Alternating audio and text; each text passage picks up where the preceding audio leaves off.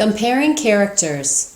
This week I'm going to ask you to analyze two characters from our latest Read Aloud Alabama Moon by Watt Key.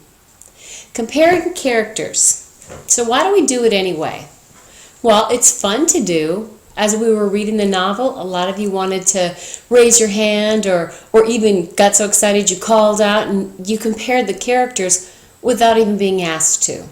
It's fun to look at differences and similarities.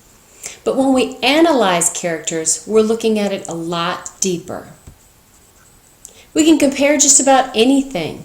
We could compare an apple to an aardvark, a slug to a skyscraper, but why?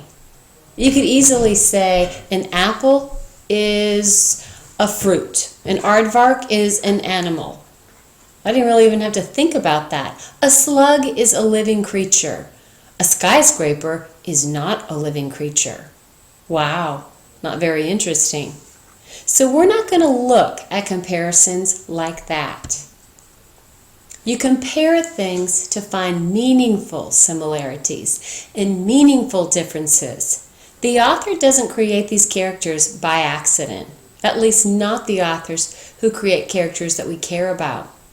The more important these are, the more important and interesting the comparison.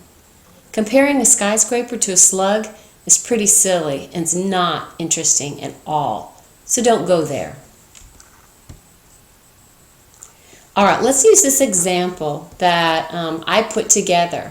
We enjoyed reading about Kit. We loved him. We cried when he passed away. We ended up loving Hal. We weren't crazy about him at the beginning, but we really grew to love Hal the more we got to know him. Now, you can see I didn't draw a Venn diagram here because if you've known me long enough, you know I don't like Venn diagrams because they don't leave any room to write. So this is a Venn type diagram. Here's our little middle section where we'll be recording similarities. All right, now as we go through, I'm going to look at how Kit and Hal are similar. Both have 3 letters in their name. Wow, that's really important, is it? It doesn't matter if it was Bob, Jim, Hal, or Kit. We don't care that they both have 3 letters. Don't even bother putting something like that down. It didn't make any difference in the story. Both of these characters are locked up at Pinson Boys' Home. Is that important? Absolutely. Both of these boys are lonely. Absolutely. Loneliness causes us to do things. They are boys. Okay, well, true, they are locked up in a boys' detention center, but could this story have been about girls? Maybe a different setting? Yeah, I don't think that's the biggest deal. Both have limited experience in the wilderness. Well, it maybe wouldn't have made a big difference, but after they met Moon, it sure did. They have few, if any, friends before they meet Moon. Absolutely. Why didn't they have friends? Was it for the same reasons? Let's look at Kit first. Kit has been very ill most of his life. I'd say that's very important to our story. Doesn't have any family. All of Kit's family is dead. So when he gets sick and has to go to the hospital, normal if you get ill, you call somebody who cares about you to come be with you, to look out for you. Kit is truly alone in this world. There's no one for him. He lived in hospitals alone for many years. Kit is kind and he's gentle. He reaches out to Moon and wants to be friends when nobody else at Pinson wants to. Or maybe they were afraid to. Kit is willing to risk everything to go on this adventure. Kit realizes he was very, very ill when he left Pinson. He realized that not taking his medicine might be a very, very risky thing to do.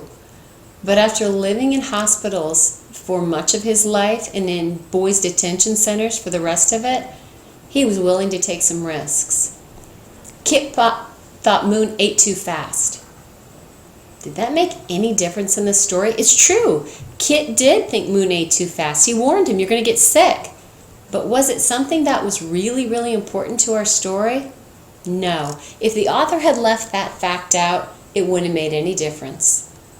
Kit had a very positive attitude. If you remember, until Kit became very, very ill, so ill that Moon had to drag him out of the forest, Kit never complained about anything. Not freezing cold, not pouring down rain, no hunger, nothing. He was very happy in the wilderness with Moon and Hal. Hal, let's look at him. Hal doesn't have any contact with his mom. If you recall at the beginning of the story, Hal lived with his mom, but that wasn't such a good situation, and he went to live with his dad. Hal was taken away from his dad by the state. They didn't think his dad was in a situation where he was able to take care of Hal properly. Hal's dad drinks too much. That's probably why he was taken away from him. Hal is from Alabama. Does that matter? Not at all. Hal got Sanders' dogs. Does that matter? Well, it's a fun part of the story, but if it had been somebody else who got Sanders' dogs to go with them, that would have been okay too. You know what? I'm going to erase that because as I'm thinking about it, Hal was a big bully. He was kind of a sourpuss in a lot of ways. He was always poo-pooing situations, but when Sanders' dogs came looking for a friend, who did they latch on to? Hal. Does that say something about his character? He's not such a big bully after all.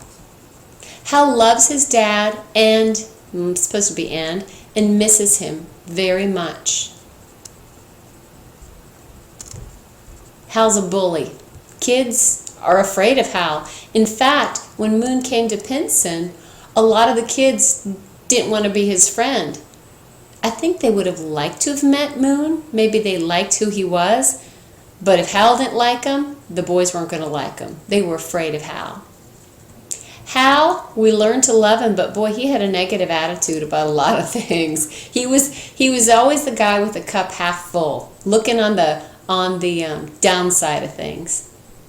Hal was afraid to go to Helen Weiler's boys' home. So here's this big, tough bully. He'll go at anybody. But I think under it all, Hal was very afraid. He knew he was going to a place that he wasn't ready for. Hal bullied Moon. He wanted to pick fights with him. I think that's very important, especially understanding that the three of them wound up being the best of friends. And in the end, Hal sacrificed everything to help Moon. All right, when you do your analyzing, by analyzing characters carefully, that's the key. Carefully. Not this, oh, they're both boys. One of them's from Alabama. That's really irrelevant information. It's kind of like our aardvark apple comparison. Don't go there. That's a waste of time. Look at the differences and similarities that meant something at the story, that caused characters to react in the way that they did, caused characters to feel the way they did. You begin to look at the deeper meaning of the novel when you can analyze characters carefully. Now your task is to compare Constable Sanders and Mr. Wellington. Now that should be pretty easy. Think carefully about their similarities, their jobs, what their role in the story was, how much we knew about their personal lives, and then look at each character as an individual. Compare them. Look for those important elements. You're going to complete a Venn-type diagram comparing and contrasting characters. When you're finished typing up your paragraph in Edmodo, I'd like you to turn the Venn diagrams in at the Language Arts basket. In your paragraph, please describe why the similarities and differences of each character were important to the story. And I'm going to circle that. I want the why. I always want the why, don't I? All right. Last but not least, follow the rubric to ensure that you earn every single point possible. Have fun, and I can't wait to read your paragraphs.